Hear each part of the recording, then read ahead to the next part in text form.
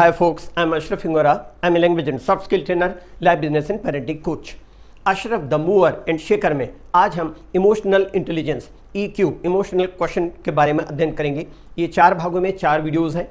पहला पार्ट जो अभी देखेंगे, हर इंसान ज़िंदगी में खुश रहना और कामयाब होना चाहता है। अगर आप खुशी और कामयाबी हासिल करना चाहते हैं तो आप EQ के महत्व को नहीं नकार सकते। एक होता है IQ अर्थात इंटेलिजेंस क्वोशिएंट, जो आनुवंशिक या जेनेटिक होता है, अर्थात माँ बाप से बच्चों में आता है। इसे हम अपनी इच्छा के अनुसार नहीं बढ़ा सकते। जैसे किसी का रंग रूप है, नाक नक्शा है, कशिश है, इसमें हम बदलाव नहीं ला सकते। और दूसरा जो होता है वो होता है EQ अर्थात इमोशनल क्वोशिएंट या इमोशनल इंटेलिजेंस, जिसे हम जितना चाहें बढ़ा सकते हैं। इमोशनल इंटेलिजेंस किसी व्यक्ति की उस क्षमता को कहते हैं जिसमें वह व्यक्ति अपनी इमोशंस को पहचान सके, समझ सके, उसका सही इस्तेमाल कर सके और उसे पॉजिटिव तरीके से मैनेज कर सके, ताकि वह तनाव से राहत पा सके, प्रभावशाली तरीके से कम्युनिकेट कर सके, लोगों के प्रति एम्पैथी मतलब परानुभूति या समानुभूति जिसे कहते हैं के साथ पेश आ सके और चुनौतियों से उबर सके और कॉन्फ्लिक्ट अर्थात टकराव या कलह को टाल सके। इमोशनल इंटेलिजेंस हमारी रोज़मर्रा की ज़िंदगी के विभिन्न पहलुओं पर प्रभाव डालती है, जैसे आप दूसरों के साथ कैसे व्यवहार करते हैं, कैसे इंटरैक्ट और रिएक्ट करते हैं। अगर आपकी इमोशनल इंटेलिजेंस हाई है तो आप खुद को और दूसरों की इमोशन स्टेट को पहचान सकते हैं। इस तरह आप दूसरों से अच्छे संबंध बना सकते हैं और अपने काम में बेहतर परफॉर्म कर सकते हैं और अपनी ज़िंदगी कामयाब और बेहतर बना सकते हैं। इमोशनल इंटेलिजेंस के 4 एट्रीब्यूट्स होते हैं। पहला होता है सेल्फ अवेयरनेस। सेल्फ अवेयरनेस होने से आप अपनी खुद की इमोशंस को पहचान सकते हैं कि आपकी सोच और व्यवहार को किस तरह ये प्रभावित करती है। अपनी स्ट्रेंथ एंड वीकनेस को पहचान पाते हैं। इस तरह आप अपनी कमियों को दूर कर पाते हैं और अपने आत्मविश्वास को बढ़ा पाते हैं। दूसरा जो होता है वह है सेल्फ मैनेजमेंट। सेल्फ मैनेजमेंट से आप अपनी इम्पल्सिव फीलिंग्स अर्थात आवेगी भावनाओं और व्यवहार को कंट्रोल करने में सक्षम हो पाते हैं और अपनी भावनाओं को हेल्दी वे अर्थात स्वस्थ तरीके से मैनेज कर पाते हैं। कार्य में पहल करते हैं, कमिटेड अर्थात वचनबद्ध रहते हैं और बदलाव और परिस्थिति के साथ खुद को ढाल पाते हैं। तीसरी होती है सोशल अवेयरनेस। सोशल अवेयरनेस से आप दूसरों की भावनाओं को, उनकी ज़रूरतों को और चिंताओं को समझ पाते हैं, टीम वर्क के साथ काम करने में सक्षम हो पाते हैं। चौथा होता है रिलेशनशिप मैनेजमेंट। रिलेशनशिप मैनेजमेंट से आपको ये पता होता है कि लोगों के साथ अच्छे संबंध कैसे बनाए रखें, साफ कम्युनिकेट करें, दूसरों को कैसे इंस्पायर एंड इन्फ्लुएंस करें, टीम के साथ कैसे बेहतर काम करें और किस तरह कॉन्फ्लिक्ट को मैनेज करें। सिर्फ स्मार्ट लोग ही कामयाब हो सकते हैं ऐसा नहीं है। ऐसा भी देखने में आया है कि बहुत से लोग जो एकेडमिकली बहुत अच्छा परफॉर्म करते हैं लेकिन सोशली और प्रोफेशनली वो उतने कामयाब नहीं हो पाते। इसके विपरीत कुछ ऐसे भी उदाहरण मिलेंगे जिसमें वो लोग जो पढ़ने लिखने में एवरेज इवन बिलो एवरेज होते हैं, वो लोग भी लाइफ में बहुत कामयाब होते हैं।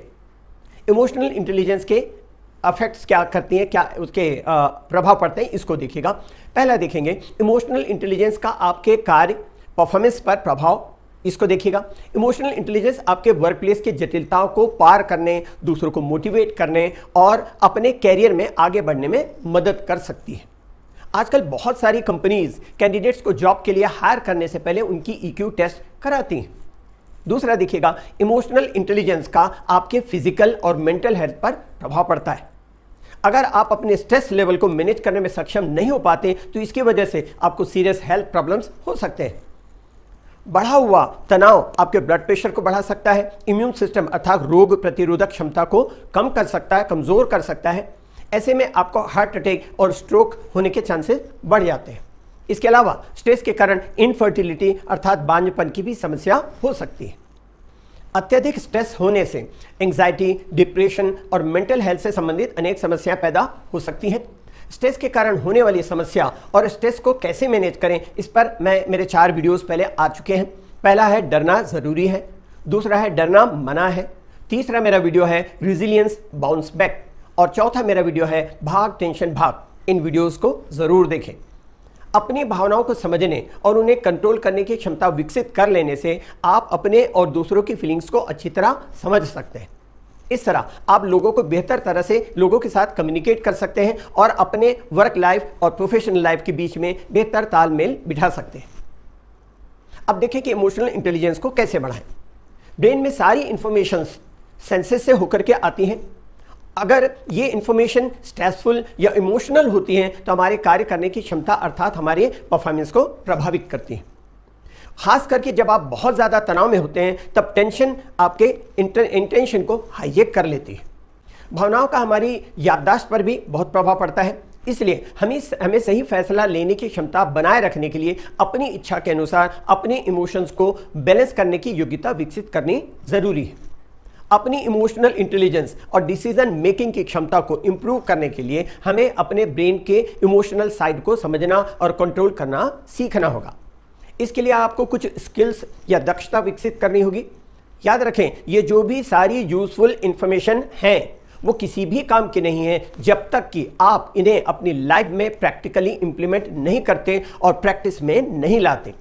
अगर आप इन सारी इंफॉर्मेशन को प्रैक्टिस में लाएंगे तो रिजल्ट पाएंगे, वरना इतना ही होगा कि आपने एक और अच्छा वीडियो देखा बस।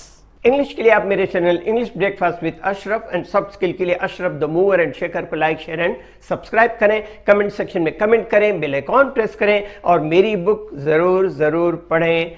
Thanks for watching.